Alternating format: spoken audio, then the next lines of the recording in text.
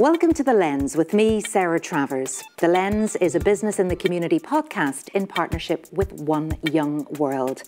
I'm so delighted that our guests today are Camilla Drejer, Managing Director of Citizenship, Sustainability and Responsible Business at Accenture, and Valiente, Sustainability Officer for the Panama Tourism Authority and One Young World Ambassador. Now, in this episode, we are exploring nature and biodiversity. We'll be looking at the role businesses, big and small, can play in supporting biodiversity, accelerating climate action, and building the resilience of economies around the world. We'll also see how one of our guests, Diwi, is amplifying the voice of his community in Panama and highlighting the impact industry is having on indigenous communities. So let's get stuck into this conversation. Camilla, Diwi, welcome to The Lens. Camilla, if we start with you first of all, you've had, looking at your bio, an impressive career in the area of corporate citizenship and sustainability. If you'd like to tell our listeners today a wee bit about yourself and your career to date. Sure. Thank you, Sarah. I think when you put it like that, career sounds like such a grandiose term for what feels perhaps on a day-to-day basis more like a series of happy accidents as a result of really just always trying to seek out opportunities to play a small part in making the world a better place. I started out in this line of business before corporate responsibility and corporate sustainability were really common currency. It was over 15 years ago.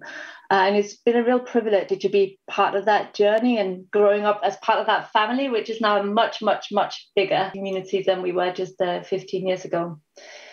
Before I came to Accenture and into this role and team in the corporate world, I was working in politics and with NGOs, and always with that mission to just try and play a small role in some way in really improving the world around us. And you know, I was much younger then, we all were 15 years ago, but I guess I was also a bit of a revolutionary. And I really came to business, I think, with a bit of cynicism and an intent really to give it a couple of years to learn what I could about the other side, so to speak, and perhaps if I'm really honest about it, a bit of an intent or inclination to try and bring the system down from within. The system is still standing, but I think importantly, it's so much better in so many ways. And it's been just a phenomenal journey to see how businesses in that time have gone from doing a little bit of good on the side because they could, or wanted to really driving sustainability and purpose through everything that they do because we must and we have to. So it's been a really great challenge and opportunity to be part of that evolution. So you say career, it feels more that perhaps it was a bit of a whim, taking a punt on something that has turned into more of a mission. And that's a mission really to try and change the face of business and the role that business can and is now expected to play in the world.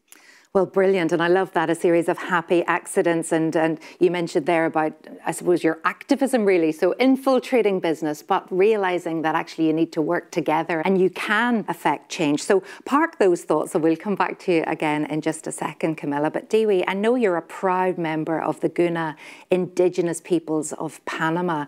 And I'd love you to tell us a little bit about your home. I believe that you were one of the first indigenous territories in Latin America to be displaced by climate change. People call me Diwi, which means in our language, the spirit who guides dead people. And I have been a climate activist for the last 7 years, but I've been involved in issues related to indigenous rights and cultural heritage since a very young age. And I was also very blessed with the opportunity to study in Switzerland. I studied hospitality management and tourism, envisioning already the opportunity that could be tourism for indigenous communities in my country. Even though I have been involved in cultural issues since a very young age, I did not know what climate change was until 2014, when I attended the One Young World Summit in Dublin, in Ireland. And it was there when I realized that the Kuna people, our people, were the first documented case of a displaced community because of the rising tides. When I was listening to the former president of Ireland, Mary Robinson, talking about climate justice and the fact that some communities would have to be compensated in some way because of the result caused by multinationals and countries that pollute and have been polluting in the last decades. Then I also face a very hard reality, and that was the fact that I won't be able to tell or show my grandkids the islands where we come from. And then I made my personal mission to make awareness of climate change and to try to find solutions to the problems. And that's what I've been doing in Panama. Incredible work, Diwi. And, having Mary Robinson talking about this and on your side is absolutely where you need to be. We need to be getting these messages out there. Describe the islands to those who don't know. What has actually happened? Well, we live in the northern coast of Panama in the Caribbean Sea, and we're an autonomous indigenous community. We have our own culture, beliefs, cosmovision, and way of living that is what you might normally call now in a Western world a sustainable lifestyle, or carbon neutral, or even in some cases carbon negative lifestyle. But even though we have been living in these very small islands, the islands are no more than 1.5 meters tall in most cases, so are very, very small islands. Even though we have been living in a very sustainable lifestyle for decades or centuries, we are facing the problems caused by climate change, and specifically the rising tide. So there are months during the year where the islands are totally flooded, and kids cannot go to school, of course, and it affects the lifestyle of the people. They cannot go fishing, and they have even problems sometimes with the amount of rain or the dry seasons throughout the years. So there are many effects of climate change that we are facing. And even though we have not been polluting as much as the rest of the world, it is clear, and science has proof, that communities like us are the first ones that are going to be affected by climate change. And I know, Diwi, that you took to the Accenture stage at COP in Glasgow, which seems such a long time ago now, but you spoke at that event. People were really moved by your presentation. And I'm just wondering, because this seems so far away to so many people, a very small group of people, but there are indigenous peoples all over the world who are suffering, are facing the same displacement as your people, and we need to understand that it's everybody's responsibility, and especially business, which is the focus of this podcast. Exactly. One of the most difficult things that we have to face is communicating the problem. What can you expect from the people in the communities where there is no internet or no media? They don't know what is happening. But the same happens also in the cities, in the big cities. People that are highly educated do not understand what is causing climate change and what are the effects that climate change is having in local communities, in developing countries, and what are the changes that climate change will have in the future in their own communities or cities. And Camilla, what then do you feel that a company like Accenture and other, global giants in business, how are they positioned to help with this challenge right now? Big question. It is a big question. I think the first step really is to understand and recognize that deep dependence of business on nature, and recognizing that nature is actually a key ally of business, and at the most simplistic level, that without nature, there can't be business. And interestingly, and Diwi, you might have heard this at COP, Accenture recently launched a UNGC CEO study, which we do annually, surveying CEOs about their attitudes around sustainability. And this time round, only 21% of CEOs said that they see biodiversity loss as a risk to their business.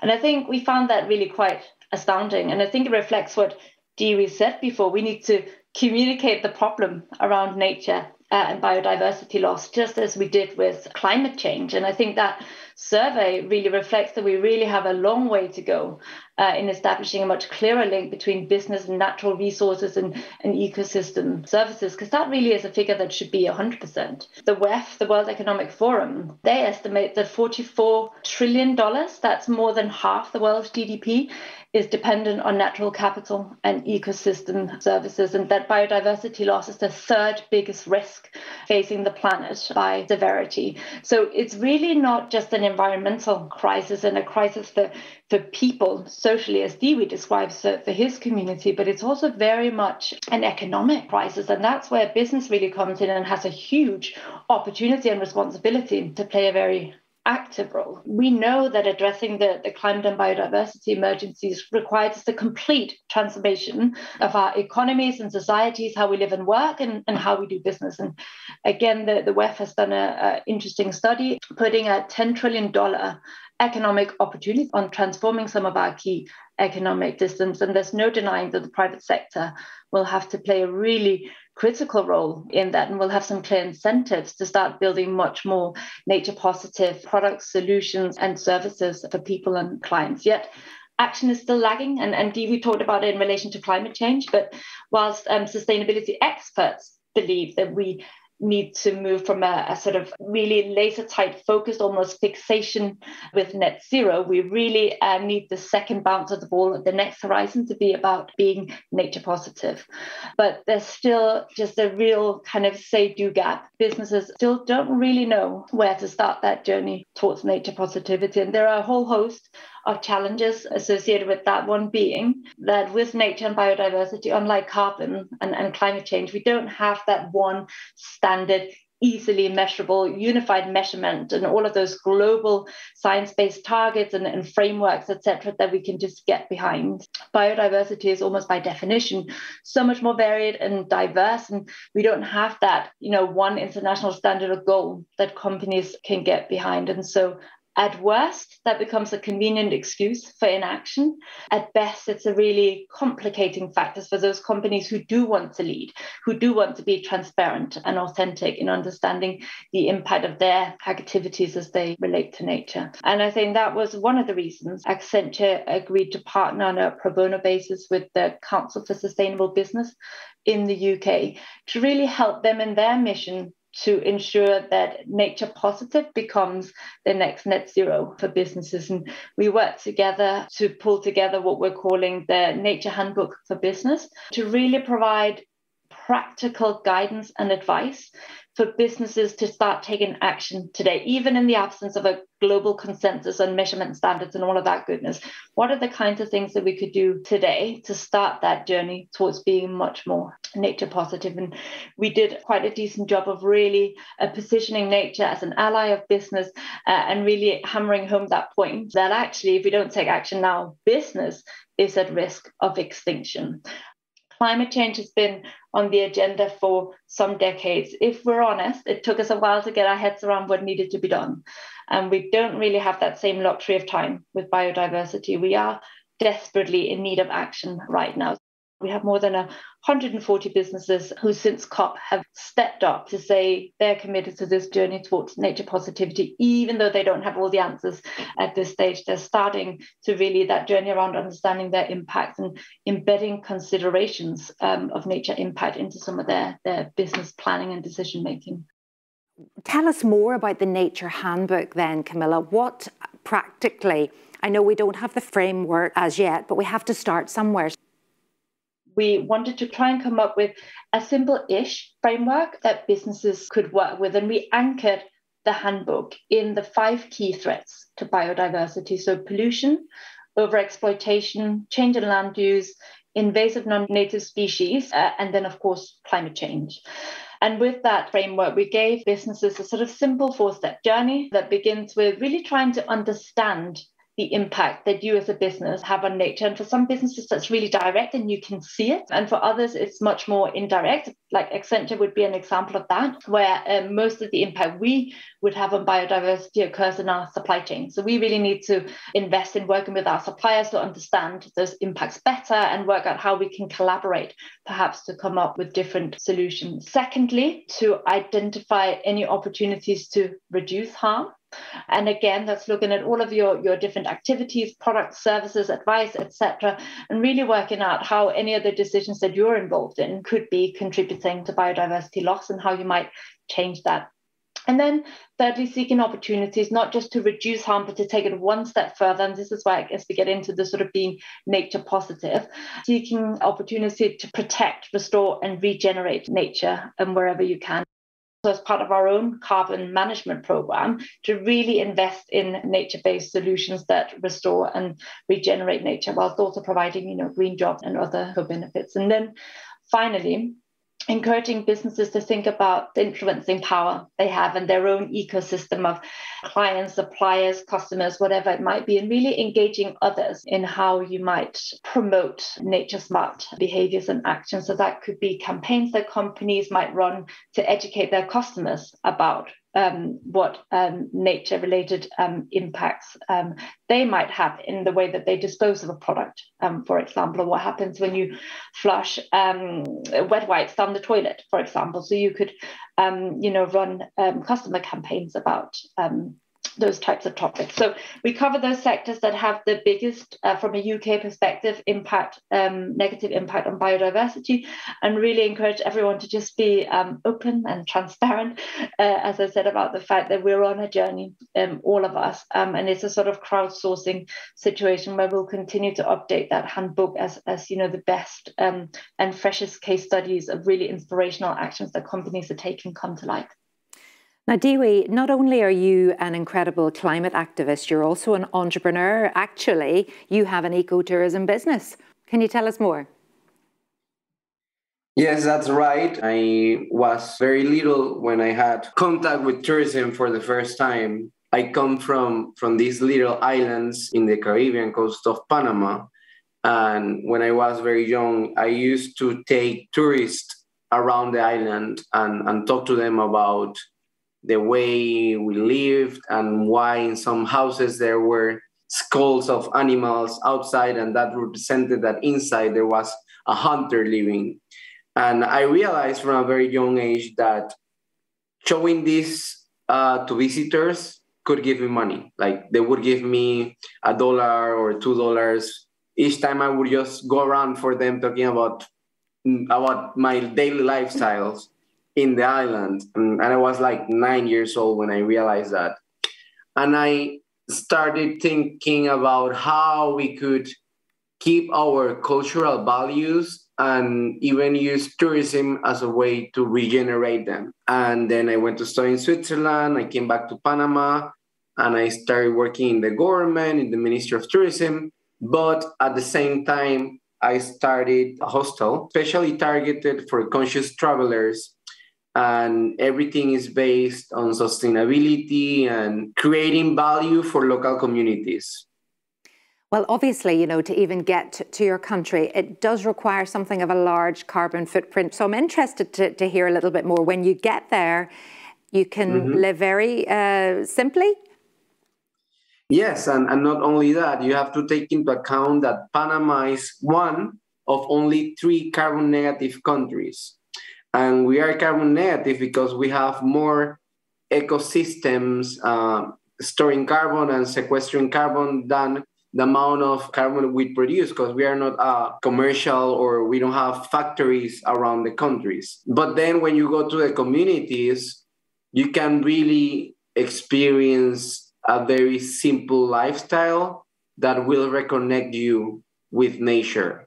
Because something that has happened, especially the last 2 years, is that people haven't been able to connect with nature.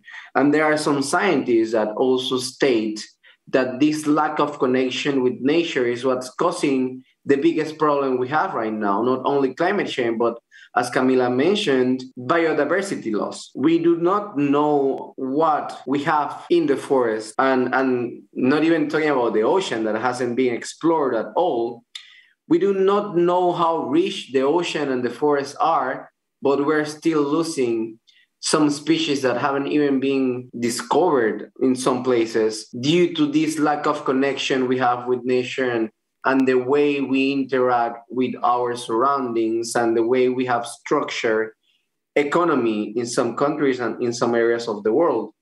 we are in Panama, and indigenous people especially, we are connected to nature and we take ourselves as part of nature. And in the case of the Kuna, for example, we believe the ocean is our grandmother. And the same way we take care of our family and our mothers and grandmothers, of course, we are going to take care of the ocean. And I think that if people in Western cultures and CEOs in companies get to understand that and get to really get in contact with nature and be part of nature, will then understand why we have to take care of it in order for us to survive.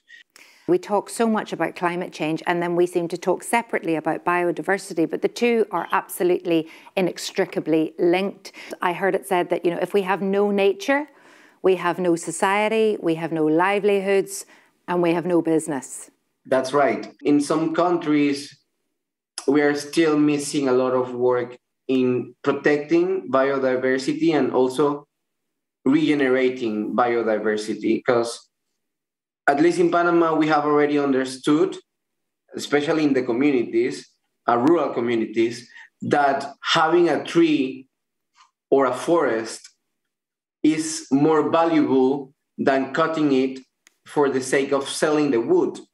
Not only because of the importance it has for us at a spiritual level, but also because of the economic value it does have.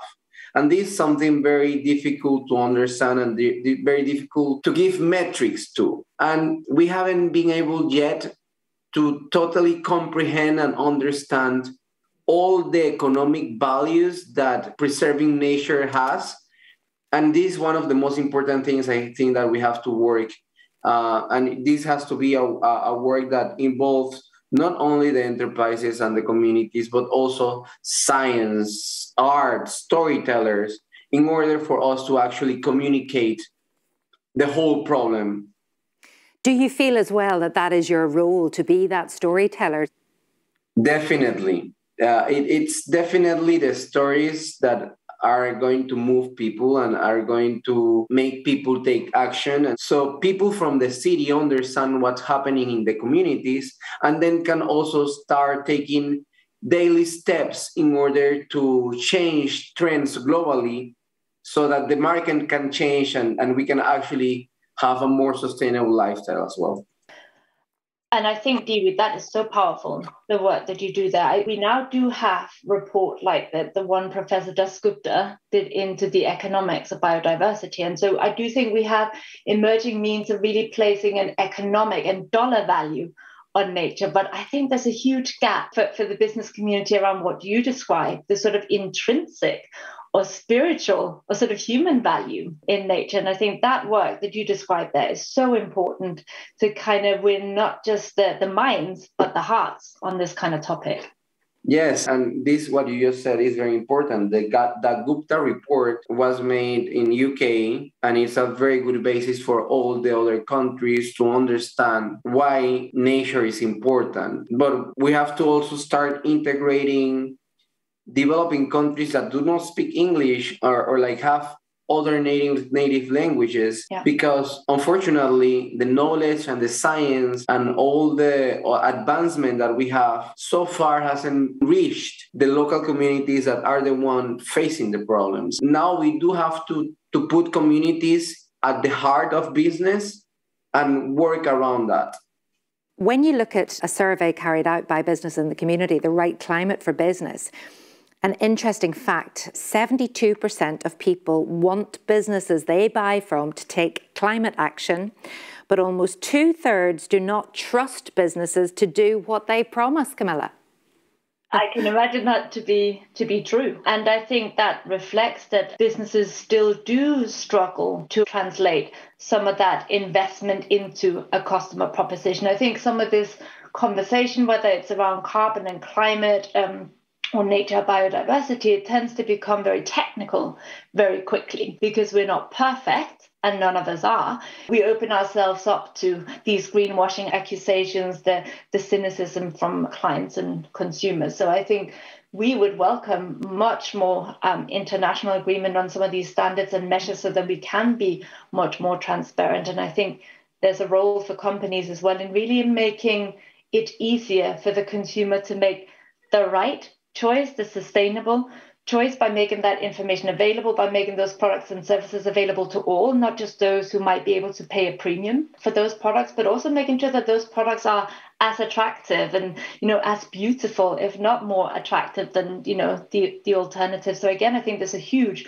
opportunities for businesses who want to lead in this space to actually capitalize on that consumer desire to see more sustainable products and services available to them. I mean, people are cynical, aren't they? And the greenwashing and what can we really believe this, and how are you really a net zero company, etc., etc. I know 56% of the population is urban. But even just looking after and starting in your own community, what can you do? Does that make a difference? Camilla, have you any examples of things you might even be doing in Accenture? Yes, we're in the position of being a huge global organization with 674,000, I think, is the latest number of employees, and that's just an enormous amount of human capital and just passion. And so I guess we feel that we're in a really privileged position of being able to provide opportunities for all of those people to channel their passion for these types of topics. So we run things like sustainability innovation challenges, where we really challenge our people to bring their innovation and passion for things like sustainability to create new products and services. And in fact, one of the teams that won this year was a team based in Scotland who created this app that allows you to reimagine the environment that you're in. What would it look like if this particular field or area was rewilded? And that was really an attempt to engage people around this topic. And as you said, we start that education around the dramatic biodiversity and nature loss that we've seen over the last 50 years. What would it look like if we reverse that? But we also have a huge opportunity and responsibility to really educate our people and create a real kind of workforce who are upskilled and confident in these sustainability topics. So we're committed to building all of our workforce SQ, as we call it, sustainability quotient, so that people in turn can bring that to their day-to-day work and decision-making, as well as their personal lives, and enabling them, as you say, Sarah, to make those little changes based on the knowledge that we're able to equip them with. And then finally, I think I mentioned earlier, we have quite a robust volunteering program where we allow our people to take time off during working hours to do things that make sense to them in their local community. And we make sure that we have a whole suite of eco-volunteering opportunities available to people who may wish to clean up local beaches or rivers, for example, or who might wish to participate in more digital opportunities to help biologists to map local wildlife wherever our employees might be using their digital devices, or right through to, getting a spade and planting trees in their local communities. And I think all of that helps with the connection to the land and the local environment, to that sense of actually being able to make a difference. And I think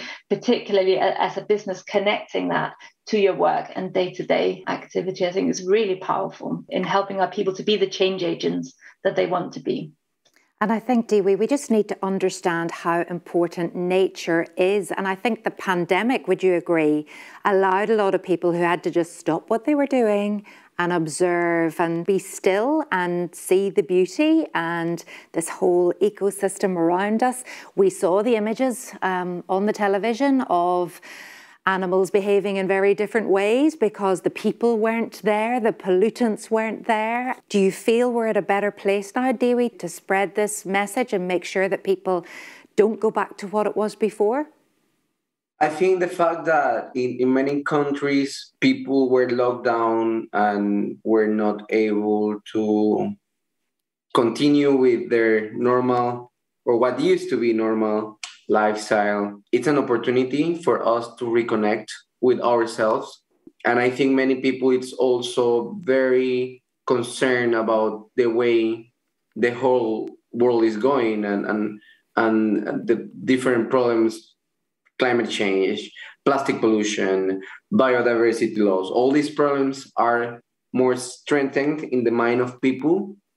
And also, now that the regulations for traveling have been opening, for example, in Panama, we have seen a huge increase on tourists. But our tourists that do want to learn from the community, that want to experience pristine environments.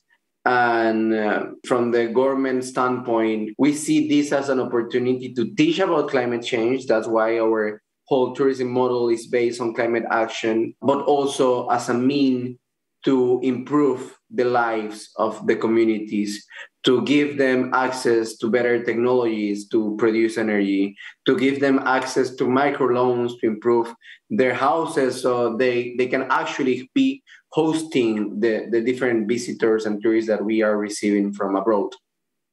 Now, COP26, as I said, seems like forever ago. You were both there, and I'm just wondering if you wouldn't mind, both of you, sharing any reflections from COP, any highlights or disappointments. Camilla? Yes, it was a bit of a mixed bag. On balance, I think we have to be optimistic. We didn't clearly get as far as we might have hoped, and we wanted to go on the issue of 1.5, tackling climate change and getting all of the national commitments in place. But we did see some really great and promising progress and mobilizing finance, and I'd be really interested, Diwi, in your perspective on that, particularly in terms of financing support for the Global South. I think we saw a lot of progress on mobilizing non-state actors. I think business showed up in greater numbers than ever before, and it was really great to see that there was broad agreement on this need for urgent sustainability standards harmonization. I think that will really help to drive progress in business and to really give us confidence in general to be more ambitious about what we commit to and how we communicate our progress in that space. But for me personally, and in the context of this conversation, I think it was just such a big and fantastic step forward that nature was really elevated within that climate conference, and that it was really recognized that we need to put as much focus on nature as we do on climate change in order to really create a sort of future planet and for us all to share. And it was brilliant to see that I think it was more than 100 world leaders really pledging to end deforestation by 2030. So I think some progress still yet to be made or to come good on, but I also think some really promising signs coming out of the COP. Was the glass half full for you, Diwi? I think there were very important moments. There was a lot of participation from indigenous and local communities, but I do still believe that not as much as we need. There were clear examples of indigenous peoples that were not allowed to get in or didn't get a badge to represent their communities or their countries. I'm very grateful with One Young World and Accenture for having me in the events that we conducted together. But I do think that we have to be doing this more and to be able to actually embrace all these communities, not only indigenous, but also African and Afro communities that are being the ones really struggling because of climate change. I think nobody would argue with you there and those difficult conversations, and we need to move on and allow more voices to be represented. At Business in the Community, we're celebrating 40 years of supporting and challenging business to think about how they can go faster, be braver and bolder in those responsible decisions and the big decisions they have to take, what that might look like for you in a climate positive world.